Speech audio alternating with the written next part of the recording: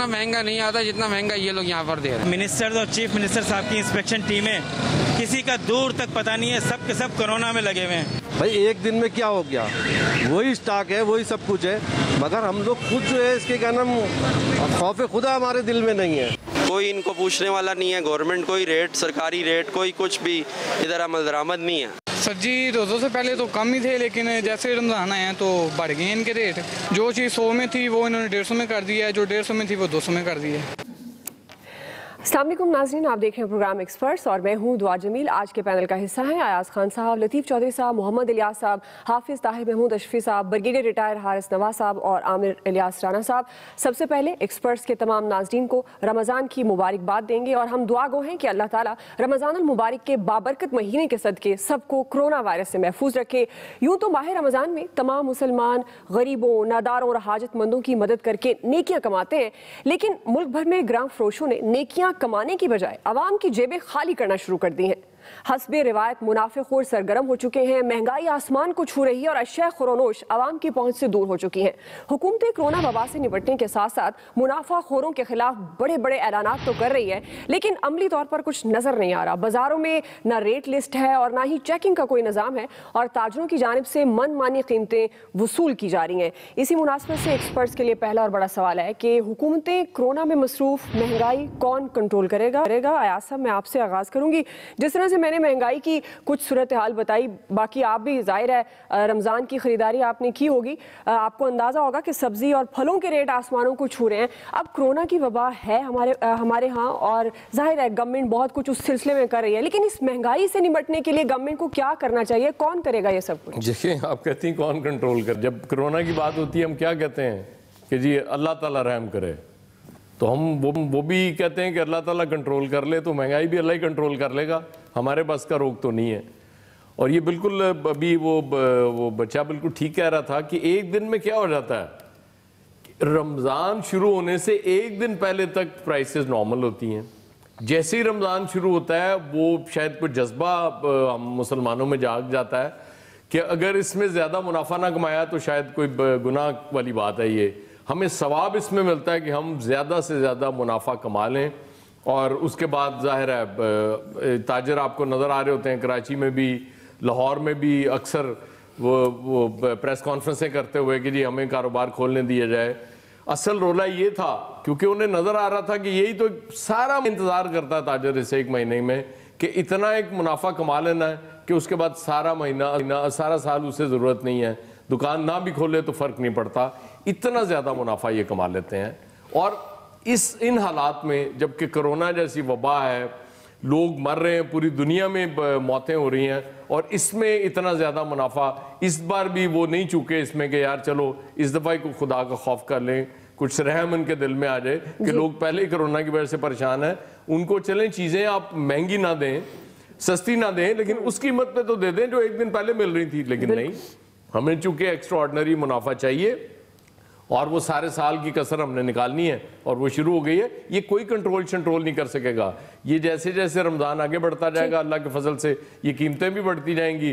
बस आप और मैं बैठ के दुआ करते रहेंगे, शायद कुछ फ़र्क पड़ जाए। जी हाफिज़ ताहिर साहब, इसका मतलब है हमारे पास दुआ के अलावा कोई ऑप्शन नहीं, हम दुआ कर सकते हैं कि अल्लाह इनके दिलों में एहसास पैदा करे और ये जो मुनाफाखोर हैं ये इससे बाज आएँ ताकि आम लोगों तक ये चीज़ें पहुँच सकें। बिस्मिल्लाहिर्रहमानिर्रहीम, नहमदुहु व नुसल्ली व नुसल्लिमु अला रसूलिहिल करीम। आपने शुरू में रमज़ान का जिक्र किया तो अल्लाह ताला ने रोज़ा इसलिए दिया ताकि अल्लाह का खौफ पैदा हो जाए। तो अगर अल्लाह का खौफ पैदा ना हो, और हमारे यहाँ तो मामूल ये है, मैं इल्ला माशाअल्लाह सब की बात नहीं करता, कि ये जो बड़े बड़े ज़ख़ीरा अंदोज हैं, आपको याद होगा पिछले साल DC इस्लामाबाद में एक जगह से पता नहीं कितने मन लीमू ज़ख़ीरा किए हुए निकाले थे और अब भी पता चला कि 400 रुपए या 350 रुपए किलो थे लीमू, 600 से ऊपर चले गए हैं। तो अल्लाह रहम फरमाए, जो हालात हैं हमारे वो तो बड़े ही बुरे हैं और मैं नहीं समझता कि कंट्रोल करना हो तो 1 मिनट में कंट्रोल हो जाता है। आप लटकाइए ना 2-4 लोगों को, लेकिन जब कंट्रोल करना नहीं, खौफे खुदा नहीं, हमने रोजा रखना है, हमने उम्रे पे भी जाना है, हमने जनाब लाइनें भी लोगों की लगानी है कि हम अफ्तारियां करा रहे हैं, लेकिन मुनाफाखोरी भी नाजायज करनी है, ज़ख़ीरा अंदोज़ी भी करनी है, तो अल्लाह का रहम फिर कहाँ से आएगा? अल्लाह कहता है जमीन वालों पे रहम करो ताकि आसमान वाला तुम पे रहम करे। जब तक जमीन वालों पे रहम नहीं होगा, और ये सच्ची बात है, ये जखीरा अंदोज एक से छीनता है, डॉक्टर जो है वो ज्यादा फीस लेके छीनता है, उससे रेडी वाला आगे छीन लेता है, रेडी वाला छीनता है, उससे डॉक्टर छीन लेता है, ये दोनों से जाके स्टोर वाला हर एक दूसरे की चमड़ी उतार रहा है।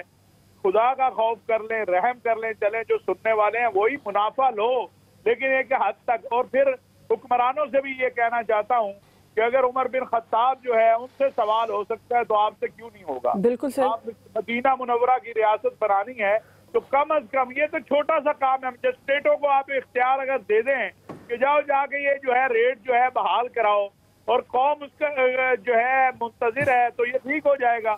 हमने कई मौकों पे देखा है, अभी सैनिटाइजर वगैरह के मौके पे बाद इलाकों में, इस्लामाबाद में मैंने अखबारों में जो देखा, या कल भी देखा कि डीसी इस्लामाबाद का हमने इतने लोग पकड़े, इतने छापे लगाए, और अगर सारे छापे लगा के सजाएं देनी शुरू कर दे, ये तो आमिर भाई बता सकेंगे क्या सूरत हाल है, लेकिन 2-4 लोगों को अगर आप सजा दे दें तो ये इंसान बन जाएंगे, वगरना फिर वो ठीक कहा खान साहब ने कि अल्लाह ही रहम करे, सारा कुछ छोड़ा तो अल्लाह पर ही हुआ है। मौलाना इज्तिमाई दुआई करा ली है। चलिए प्रोग्राम के एंड में करवा लेते हैं फिर। तुम्हारी दुआ से भी फड़ लेते हो खास साहब। जी ब्रिगेडियर साहब, आपको क्या लगता है महंगाई कंट्रोल होगी? अगर होगी तो फिर कौन करेगा? किस पर अवाम किसकी तरफ देखे? देखें, मैं इसमें सबसे बड़ी रिस्पॉन्सिबिलिटी जो है वो मैं respective chief ministers of provinces को देता हूँ, क्योंकि देखें फेडरल गवर्नमेंट की अपनी रिस्पॉन्सिबिलिटी है। इस वक्त 18वीं तरमीम के तहत अभी तमाम सूबे इंडिपेंडेंट है, ये हर चीफ मिनिस्टर की अपनी रिस्पॉन्सिबिलिटी है कि वो अपने respective commissioners of every division को ये बता देना चाहिए था, और आज से 2 हफ्ते पहले बताना चाहिए था कि जो एग्जिस्टिंग प्राइस मार्केट में इस वक्त है, रमज़ान के महीने में उसका इजाफा नहीं होगा। और ये हर डिप्टी कमिश्नर और असिस्टेंट कमिश्नर इंश्योर करेंगे अपनी प्राइस कंट्रोल कमेटीज़ के साथ कि वो ये इंश्योर करें कि तमाम सार्फिन को पुराने रेट्स पर हर चीज़ मुहैया होती है, और उसकी रेट लिस्ट इशू की जाती है, और साथ ही साथ ये इशू भी बताया जाता है कि अगर कोई इसके रेट्स बढ़ाएगा, गलत करेगा, ये महंगाई करेगा, तो उसके खिलाफ कानूनी कार्रवाई होगी, और मजिस्ट्रेटिव पावर जैसी इसको दे दी जाती है ताकि वो सख्ती से अमल कर सकें। मेरे ख्याल में ये रिस्पॉन्सिबिलिटी अब इंश्योर करनी चाहिए। पहले अवाम महंगाई से तंग आए हुए हैं, फिर कोरोना वायरस की वजह से और ज़्यादा महंगाई हो गई है, और अब लोगों ने होर्डिंग करके अब रमज़ान के महीने में चीज़ें निकाली हैं। आई थिंक ये चीज़ें इंश्योर करने की जिम्मेदारी, और ये हर असिस्टेंट कमिश्नर को इंश्योर करना चाहिए कि उसके अपने एरिए में कोई भी चीज़ महंगी नहीं बिकती है, चाहे वो फ्रूट वाले हों या ये जो तली हुई चीज़ें बेचते हैं रमज़ान के अंदर जो लोग मजबूर होते हैं खरीदने पर, और या कोई और नॉर्मल ग्रॉसरी आइटम्स हो। ये इसीलिए कमेटियां बनाई जाती हैं, और यही एक डिस्ट्रिक्ट एडमिनिस्ट्रेशन का काम है कि to ensure smooth functioning of all the things, और लोगों को प्राइस अपनी जो चल रही है उसके मुताबिक ख़रीदने की हिम्मत हो। और मुझे यकीन है कि अब भी वक्त है कि हम इसको इंश्योर करें, और रिस्पेक्टिव कमिश्नर जो हैं वो अपने डिवीजन में अपने डिप्टी कमिश्नर को और असिस्टेंट कमिश्नर को बताएं, तो मेरे ख्याल में ये कोई ऐसी चीज़ नहीं जो कंट्रोल ना की जा सके। बिल्कुल आप सही कह रहे हैं। अल्टीमेटली जिम्मेदारी तो फिर गवर्नमेंट की और मुतलका हुकूमतें जो जिस सूबे में हैं और फिर जिस डिस्ट्रिक्ट में हैं। जी आमिर साहब, देखें ये जितनी कहानियां हम सुन रहे हैं कि डीसी को कर लें, एसी को कर लें, प्राइम मिनिस्टर ने तड़ियां लगाई कि जनाब इस दफ़ा रमज़ान शरीफ में हम ये कर देंगे और ज़ख़ीरा अंदोज़ी पे करेंगे। मैंने इस प्रोग्राम में 2-3 दफ़ा कहा कि इस्लामाबाद में सब्जी मंडी की बैक साइड पे कोल्ड स्टोरेज हैं, सिर्फ वहां जाके डीसी छापा मारे और रमज़ान शरीफ के लिए जितनी होर्डिंग हुई है वो सारी निकल आएगी। कोई नहीं गया वहां पे, बाकी को तो छोड़ देना कि फेडरल गवर्नमेंट क्या कह रही है। अब सिंध से जो चीज फ्रूट आएगा वो ऑटोमेटिकली किराया महंगा होगा, तो आप कह सकते हैं थोड़ा सा महंगा है। लेकिन आलू की जो पैदावार अब आई है, जो 200 रुपए धड़ी मौजूद था, इस्लामाबाद की मैं बात कर रहा हूँ, रमज़ान शरीफ से 1-2 दिन पहले, वो अगले दिन 300 रुपए धड़ी हो गया। इसी तरह हर चीज पे आग हर साल लगती है, लेकिन इस दफा गवर्नमेंट ने कोरोना के साथ ये ज़ख़ीरा अंदोज़ी पे ठीक ठाक किस्म की मुहिम चलाई, तो ख्याल ये था कि शायद कोई एक्चुअली भी मुहिम होगी। लेकिन आप देख लें कि कहाँ इंतजामिया ने छापे मार के कोई चीज निकाली है, कुछ भी नहीं। जब सबको ये पता चल गया कि ये बड़क मारते हैं टेलीविजन पे, ये अखबार में बयान देते हैं और अमली सतह पे एडमिनिस्ट्रेशन के ऊपर कोई असर नहीं होता, या इंतजामिया इनकी सुनती नहीं। इंतजामिया को मुफ्त खाने की आदत हमेशा से पड़ी हुई है।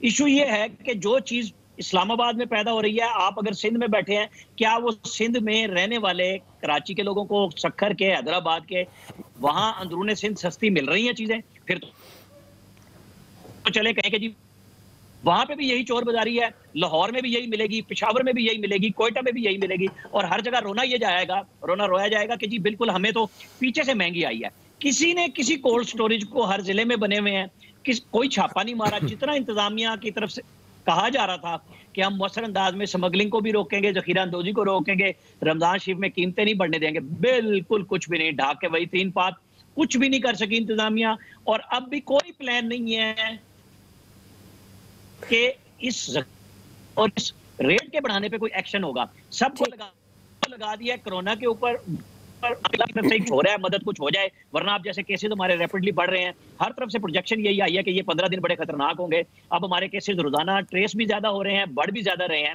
तो ये मिला के जब इंतजामिया मुतारिक एक तरफ है, लॉ एंड ऑर्डर की ऐसी सिचुएशन नहीं है, तो इस रेट के ऊपर तो कम से कम चारों सूबों की पकड़ खुद ब खुद इंतजामिया की सूबाई हुकूमतों को करनी चाहिए। कहीं पे कुछ नजर नहीं आया। बिल्कुल आप सही कह रहे हैं। लतीफ़ चौधरी साहब, आप हमेशा महंगाई का जब मैं सवाल करती हूँ, आप कहते हैं सेल लगी है तो सेल से फ़ायदा उठा लें, महंगाई तो ऐसी रहनी है। अब तो वो सूरत हाल भी नहीं है। अब आपको क्या लगता है, ख़ासतौर पर रमज़ान अल मुबारक में एकदम से इतनी चीज़ों की प्राइसेस बढ़ा देना और प्राइस कंट्रोल कमेटी का नज़र ना आना, फिर किससे उम्मीद लगाए अवाम? देखें, बात जो मेरी समझ में आ रही है, हर एक्सपर्ट की जो अपना अपना नुक्ता नज़र है उन्होंने ये बयान किया और उसमें हकीकत होगी। लेकिन मेरा जहाँ तक ख्याल है कि हम जो मार्केट इकॉनमी के जो उनकी मुबादियात जिसको हम कहते हैं, हम उसको शायद पूरी तरह समझ नहीं रहे। हम ज़ख़ीरा अंदोज़ी को शायद कोई जुर्म के अंदाज में समझ रहे हैं, हालांकि ये मार्केट इकॉनमी का एक बुनियादी प्रिंसिपल होता है। कोई भी जो सरमायादार होता है या ताजर होता है, वो आज सरमायाकारी करता है फ्यूचर को देख के। अपने पैसे को वो इन्वेस्ट करता है थोड़े टाइम के लिए ताकि वो अगले फ्यूचर में जाके उससे पैसा कमाए। आज स्टॉक मार्केट में शेयर्स फ्यूचर में ट्रेडिंग होती है, वहाँ पे भी हो रही होती है। इसी तरह अगर कोल्ड स्टोरेज बने हुए हैं तो वो एक लीगल एक कानूनी तरीक़ाकार है कि आप पेरिशेबल गुड्स को कुछ अरसे के लिए वहाँ पे सेव करते हैं ताकि फिर वो मार्केट में उसको लिया जाए उस तरीके से। तो लिहाजा ये एक किताबी सी बात है, एक निसाबी सी बात हम पढ़ के तो वो बयान कर देते हैं। जो मुझे लगता है कि रमज़ान के अंदर जो हमें फिनोमिनन देखने में आता है, उसका रुख अगर हम गवर्नमेंट की जगह पे लेके बजाय एक आवाम की तरफ लाएं तो हमें ज़्यादा पिक्चर क्लियर मिल सकती है। हुकूमत को तो हम कहते ही हैं, वो तो जी डीसी कर दे, फलां कर दे, किसी को लटका दो, ये ऐसे थोड़ा के भी जाके गोलियां मार देनी है, कानून ज़ाब्ता है उसके मुताबिक ही सारा काम होना है ना। ठीक। तो मसला ये है कि रमज़ान के दौरान हमारे खाने पीने की आदत और चीज़ें यकलख्त तब्दील हो जाती हैं। बिल्कुल सही, मुकम्मल तौर पे ऐसे है। हमने सहरी करनी है तो वो भी लग्जरी अंदाज में करनी है, अचानक पराठे बनने शुरू हो जाने हैं, दही का इस्तेमाल भी ज़्यादा शुरू हो जाना है, और उसके साथ 3-3 डिशें हमने पकानी शुरू कर देनी है। उसके बाद अफ्तारी के लिए भी गैर मामूली अंदाज में हमारे दस्तरखान वो तैयार होना शुरू हो जाते हैं। समोसे पकौड़े हर सूरत में आने हैं, चाहे वो खाए या वो ना खाए। फलों के लिए हमने भागम भाग शुरू कर देना है। यानी ये हमारी एक आदत है, एक कल्चर ऐसा डेवलप हो गया कि हमने ज़रूरत से ज़्यादा एहतमाम करना है, चाहे वो कोई अमीर आदमी है, चाहे वो मिडिल क्लास का आदमी है, चाहे वो कोई गरीब आदमी है। गरीब आदमी जो बिल्कुल ही बेचारा गरीब है, वो मांगने के लिए चला जाएगा, अफ्तारियों के लिए वो लग जाएंगे।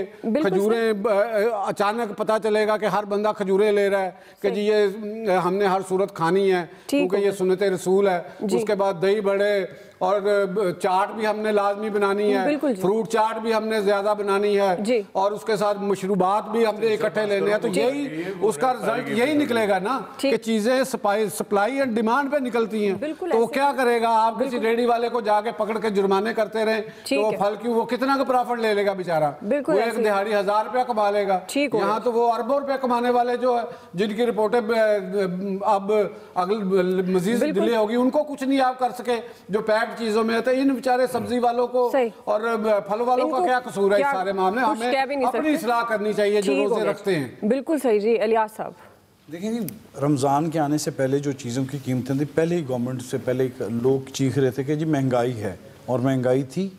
इसको कंट्रोल करने के लिए गवर्नमेंट ने जो इक़दाम किए वो नाकाफ़ी थे, इतने नहीं थे कि इस तरह। इसके लिए पंजाब में ख़ास तौर पर ऑर्डिनेंस लेके आए कि ज़ख़ीरा अंदोज़ी का, अब उस पर जो है कि अब कमेटियाँ बनी हैं, उस पर काम किया जा रहा है। जो सूरत हाल है कि छापे मारे जा रहे हैं, लोगों को पकड़ लें, लेकिन जो सिस्टम है कि इतना बड़ा है, इसमें रेडी वाले भी हैं, दूसरे भी हैं, दुकानदार भी हैं, उनको रेट्स रोज़ाना की बुनियाद पर जारी किए जाते हैं। लेकिन जो सिस्टम है कि मैकेनिज़्म, जो एक तरीक़ाकार इसको कंट्रोल करने का, डिमांड एंड सप्लाई का इस वक्त कोई इशू नहीं है। कोरोना का अगरचे इशू है, लेकिन डिमांड एंड सप्लाई का इशू नहीं है। लेकिन चीज़ें जो हैं लोग खुद भी बढ़ा रहे हैं, उसको कंट्रोल करना ये गवर्नमेंट का काम है। ज़ाहिर है गवर्नमेंट को चाहिए कि अपनी टीमें रवाना करे, जाके उन लोगों को पकड़े। जो कोई कर रहा है तो इनको पकड़ते हैं, सज़ा देते हैं, लेकिन अभी जुर्माने कर रहे हैं, लेकिन उसका कोई नतीजा नज़र नहीं आ रहा। इसके लिए बाकायदा जो गवर्नमेंट को चाहिए कि इसके लिए बाकायदा तरीक़ाकार बनाएं, टीमें अपनी रवाना करें, जो रेट लिस्ट है अवेज़ा करें, लोगों को पता चले। क्योंकि यहाँ तो देखें रेडियो पर या कि दुकानों पर कोई रेट्स वगैरह लगाते नहीं हैं ना, अगर कोई आता है उनको, क्योंकि इस टाइम सब कोरोना पर लगे हुए हैं। सिटी डिस्ट्रिक्ट एडमिनिस्ट्रेशन वगैरह जो है वो ज़्यादा वो वाला काम कर रहे हैं, तो इसलिए यहाँ आने पर इनको बड़ा प्रॉब्लम हो रहा है। अगरचे इनके लिए रोज़ाना की बुनियाद पर काम किया जा रहा है मुख्तलिफ जगह पर, लेकिन ये जो है ये इतना नाकाफ़ी है। इसको सिस्टम को बनाने के लिए गवर्नमेंट को चाहिए था कि पहले से काम शुरू किया जाता, फेडरल लेवल से शुरू किया जाता, प्रोविंशियल लेवल पर, फिर डिस्ट्रिक्ट लेवल पर, क्योंकि टाउन कमेटियां हैं, इधर सारा सिस्टम मौजूद है। सिस्टम को फाल करने की ज़रूरत है ताकि वो सही तरीके से काम करें, और उस पर अमल दरामद करने से इसको महंगाई को कंट्रोल किया जाए। बिल्कुल, आपने बड़ी अच्छी बात की। सिस्टम मौजूद है, बस उसको फॉल करना है ताकि महंगाई को कंट्रोल किया जा सके। और महंगाई को कंट्रोल अल्टीमेटली जो जिम्मेदारी है वो डेफिनेट गवर्नमेंट की है। गवर्नमेंट ही ये कंट्रोल कर सकती है। और जो मुनाफाखोर है, जाहिर है हम दुआ कर सकते हैं कि अल्लाह का खौफ उनके दिल में पैदा हो, एक एहसास पैदा हो, ताकि वो इस तरह की जो चीज़ें हैं उसमें कमी ला सकें और लोगों को जो है वो आम चीज़ें भी मुयसर आ सके। राय आप जान चुके हैं एक्सपर्ट्स की। ब्रेक ले रहे हैं, ब्रेक के बाद वापस आएंगे। आज का हमारा दूसरा बड़ा सवाल होगा, कोरोना वबा में वज़ीर आज़म की इत्तलात की टीम में तब्दीली हुई है। हम सवाल रखेंगे कि इस तब्दीली की ज़रूरत क्यों। राय लेते हैं ब्रेक के बाद।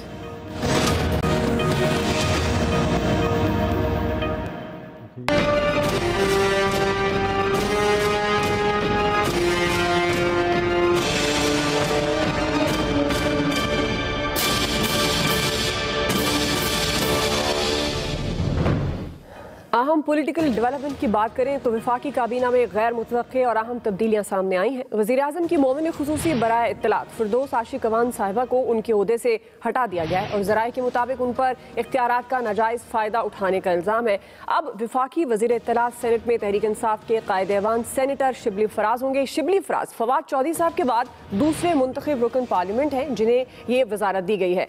Lieutenant general retired Asim Salim Bajwa को वज़ीर आज़म का मोमिन खुसूसी बराए इत्तलात तयनात किया गया है। आसिम सलीम बाजवा इस वक्त सी पैक अथॉरिटी के चेयरमैन के ओहदे पर काम कर रहे हैं। इसी मुनासबत से सवाल है कि कोरोना वबा में वज़ीर आज़म की इत्तलात की टीम में तब्दीली की ज़रूरत क्यों। ब्रिगेडियर साहब, मैं आपसे आगाज़ करूँगी। ये आप समझते हैं कि इस तब्दीली की ज़रूरत क्यों पेश आई? ज़ाहिर है एक तरफ कोरोना वबा है जिससे निमटने के लिए पूरी दुनिया की तरह पाकिस्तान भी ज़ाहिर है उसके लिए जदोजहद कर रहा है, लेकिन इस मौके पर इन तब्दीलियों की वजह क्या समझते हैं आप? देखिए, एक तो ये बात है कि पब्लिक रिप्रेजेंटेटिव हैं और सेनेटर हैं, अपने एक इनकी पीटीए में बड़ी स्टैंडिंग भी है और एक बड़े अरसे से क्रिटिसाइज भी ये चल रहा था क्रिटिसिज्म के उनके बड़े मुंतखब कम नुमाइंदे हैं, बल्कि ज़्यादा जो हैं वो एडवाइजर्स रखे हुए हैं। एक this can be one of the reasons कि उनको लेगा। उनकी बड़ी एक इज्जत भी है अपनी पार्टी में भी और लोग भी उनको रिस्पेक्ट करते हैं। और साथ ही साथ जो आसिम सलीम बाजवा का लोग है, आई थिंक वो क्योंकि पहले DGISP भी रहे हैं, उनका एक अपना एक्सपीरियंस है और सिविल मिलिट्री रिलेशनशिप की बात होगी जो इंडिया से हालात चल रहे हैं उस लिहाज से देखते हुए, और फिर एक अभाम तक कुछ हल्कों में चल रहा है कि शायद civil military relation again cut हो रही है, वो भी काफ़ी हद तक क्लियर हो गया। और फिर जो कोरोना के ऊपर जो ब्रीफिंग थी, आई थिंक फिरदौस आशिक अवान साहब वो नहीं इम्पैक्ट क्रिएट करेंगी। दुनिया भी सुनती है उनकी खबरें, हर जगह इंप्रेशन जा रहा था, वो भी नहीं ठीक था। She was not very qualified in those things, so may be that was the reason कि उनको इस वक्त चेंज किया गया। और जो दूसरे इख्तियारात के नाजायज़ इस्तेमाल की बात है वो I am not sure but I heard so, तो वो भी हो सकती है। But basically I think he wanted to bring अपनी रिप्रेजेंटेटिव को, MNA या सेनेटर को, ताकि जो एक बड़े से भाम चल रहा है वो ख़त्म हो जाए। जी हाफिज ताहिर साहब।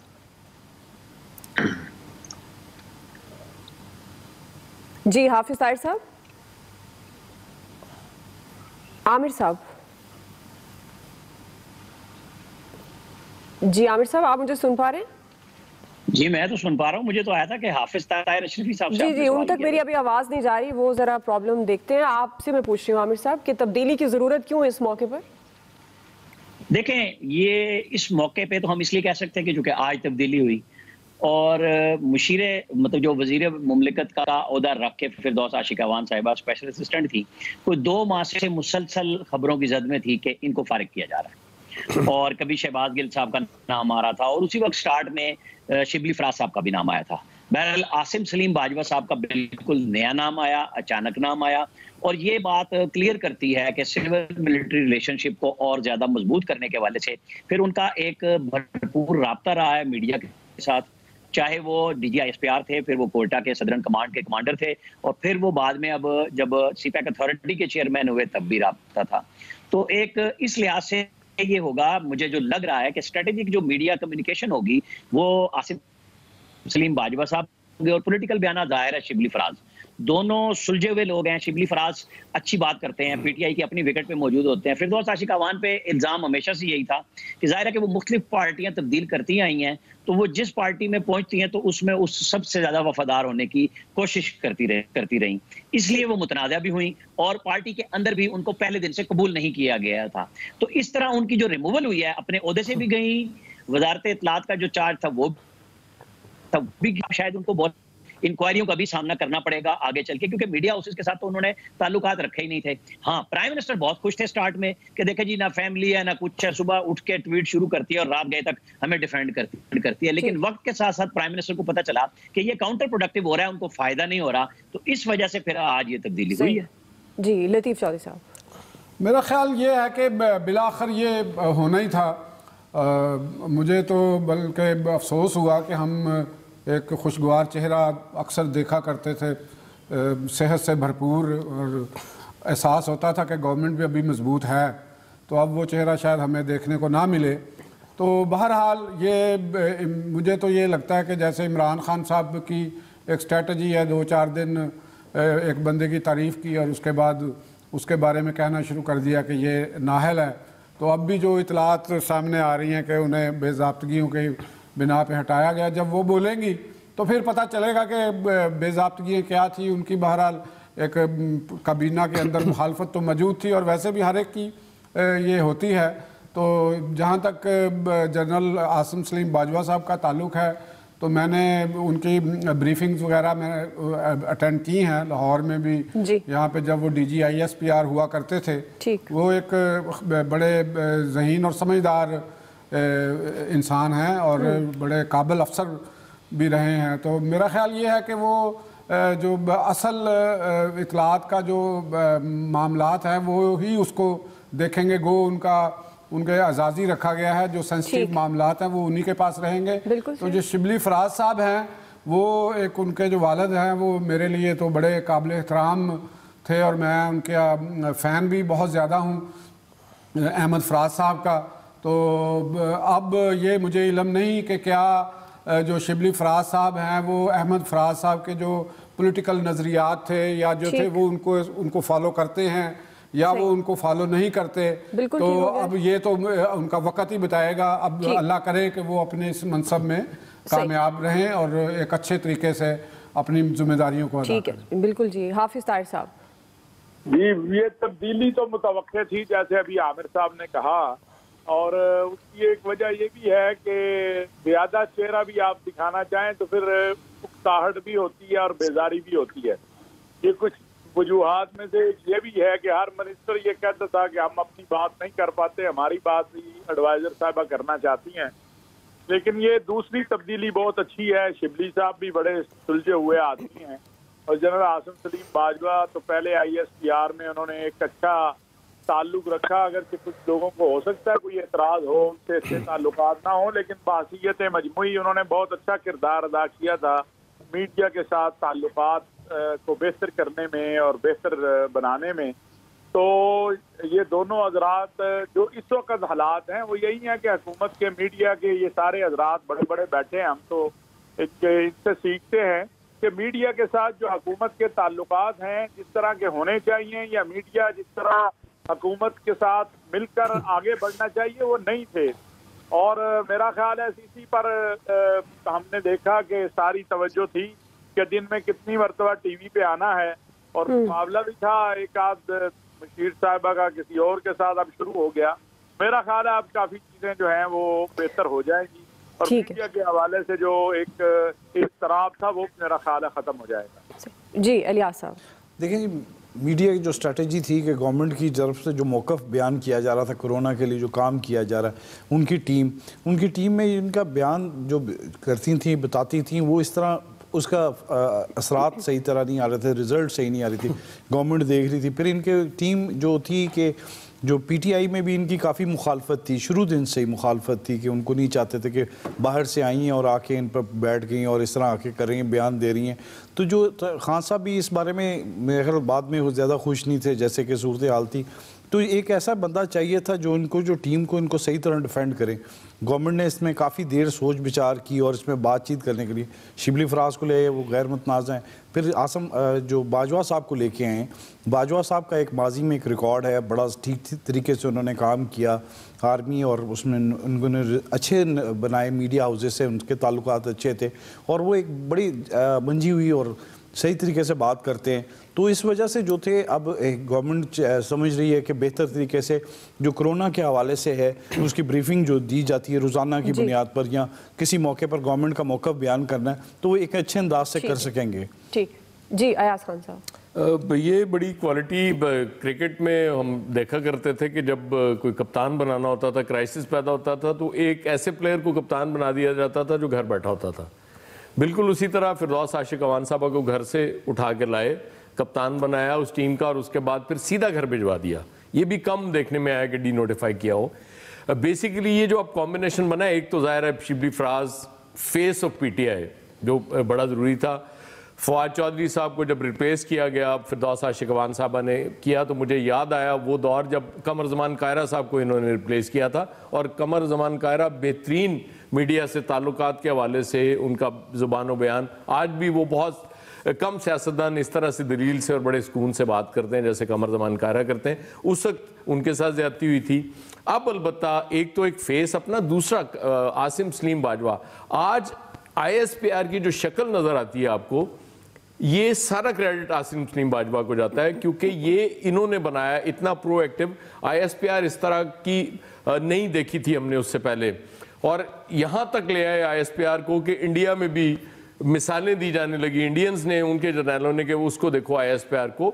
तो मेरा ख्याल है कि फाइनली इमरान खान साहब को ये समझ आ गई कि वो जितना मर्जी अच्छा काम कर लें, वो उसकी प्रोजेक्शन उस तरह से नहीं होती, उससे ज़्यादा तनकीद हो जाती है।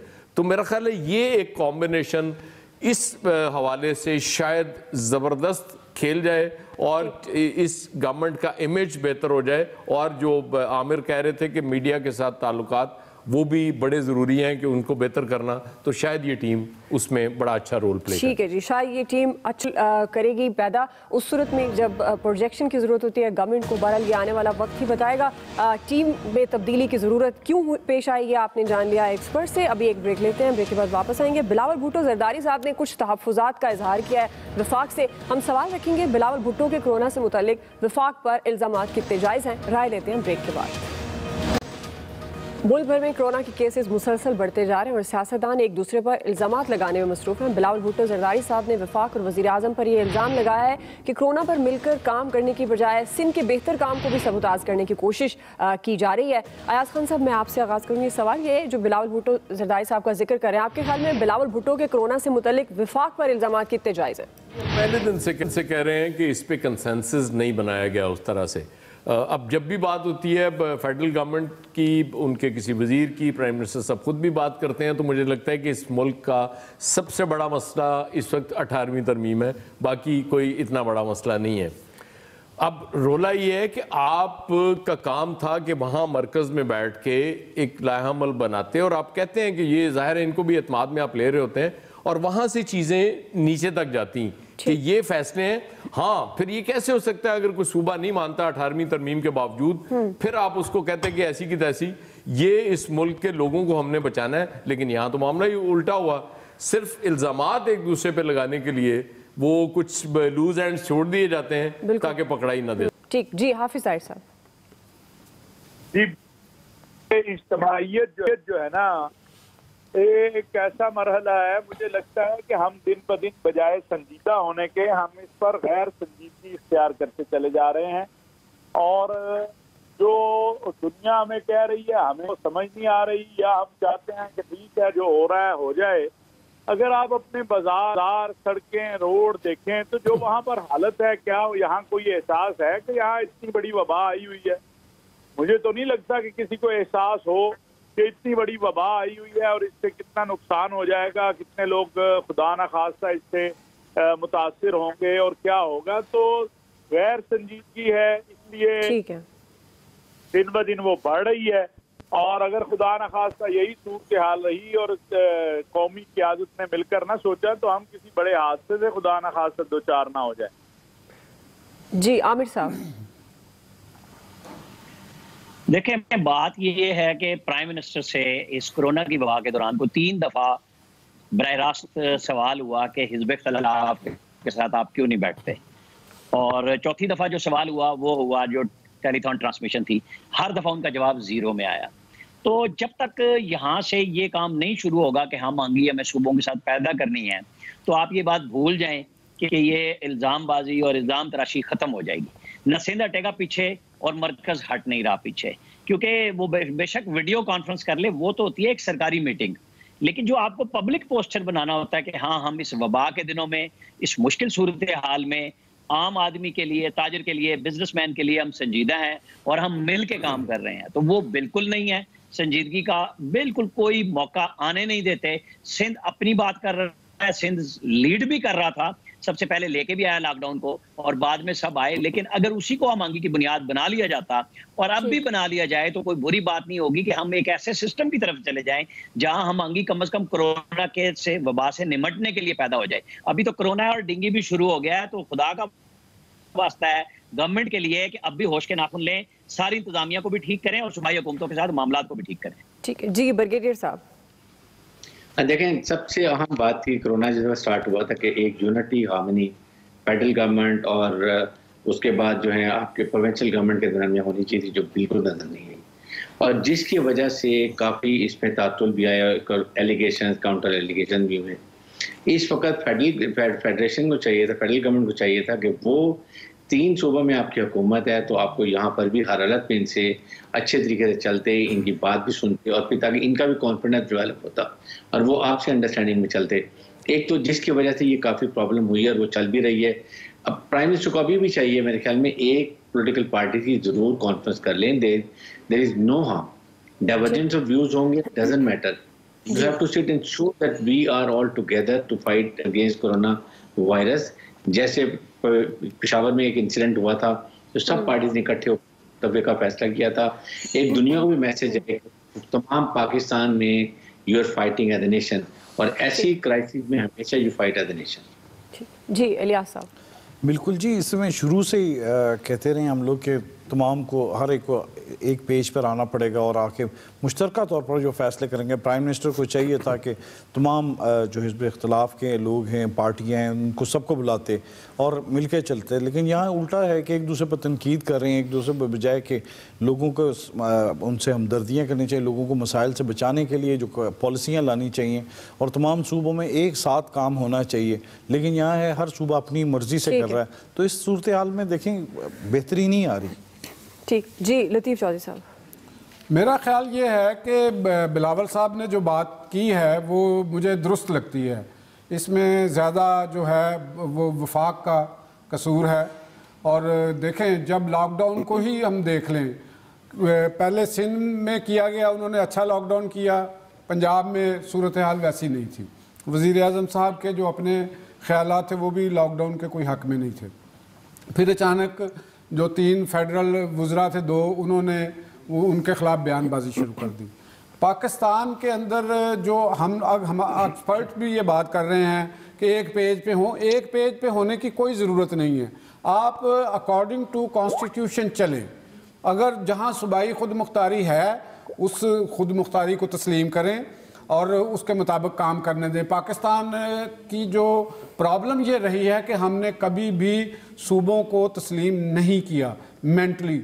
हम एक हमारे मुल्क के अंदर इक़्तिदार में वो क़ुव्वतें हैवी हैं जिनका एक मखसूस नज़रिया पाकिस्तान है। उस नज़रिया पाकिस्तान में प्रोविंशियल ऑटोनॉमी फिट इन नहीं बैठती। उसका ही हमें यह नुकसान बना कि हमने वज़ीर आज़म साहब जो हैं वो अयूब खान साहब को समझते हैं कि जी उनके दौर में तरक्की हुई, हालांकि कोई उनके दौर में इस तरह की तरक्की नहीं हुई, बल्कि पाकिस्तान के लिए मसाइल पैदा हुए। अब भी हमें कॉन्स्टिट्यूशन को रखना चाहिए और सूबाई हकूक और खुद मुख्तारी का एहतराम करना चाहिए। यही एक तरीका सही जी। विफाक में हम आंगी होना बहुत ज़रूरी है। राय आप जान चुके हैं एक्सपर्ट्स की। आज के एक्सपर्ट से इतना ही। फीडबैक दीजिएगा। ख्याल रखिए। अल्लाह हाफिज़।